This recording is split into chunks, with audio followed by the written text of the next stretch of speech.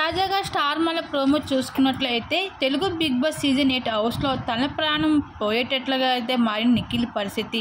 ఇంట బయట కూడా నెగిటివిటీతో నిండిపోయాడు నిఖిల్. అసలు సీరియల్స్ చేసుకున్నప్పుడే బాగుండేదే బాబు అనే పరిస్థితికి వచ్చేసాడు నిఖిల్. ఇంకా బిగ్ బాస్ హౌస్ లోపలికి ఈసారి టాప్ సెలబ్రిటీలు రావాలని అనుకున్నా సరే భయపడే పరిస్థితి. అయితే బిగ్ బాస్ హౌస్ లోపలికి వస్తే ఖచ్చితంగా బ్యాడ్ అయ్యే వెళ్తాము అంటూ ప్రతి సీజన్లో కూడా చూస్తూనే ఉన్నాం.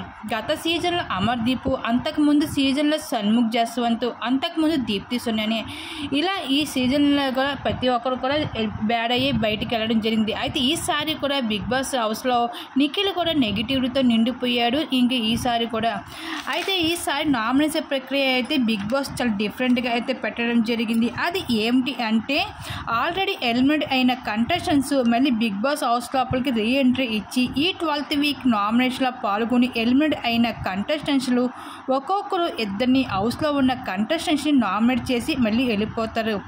అలాగే ఈసారి సోనియా అలాగే ఇంకా మణికంఠ అయితే బిగ్ బాస్ హౌస్ లోపలికి రీ ఎంట్రీ ఇచ్చి అయితే నిఖిల్ని నామినేట్ చేసుకుంటూ వచ్చేసారు. ఇంకా సోనియా నామినేట్ చేయడంపై నిఖిల్పై ఇంకా అందరిగా ఒక్కసారిగా కొంగు తింటూ వచ్చేసారు. ఈ విధంగా అయితే మణికంఠ అలాగే సోనియా అయితే నిఖిల్ని నామినేట్ చేస్తూ రావడం జరిగింది.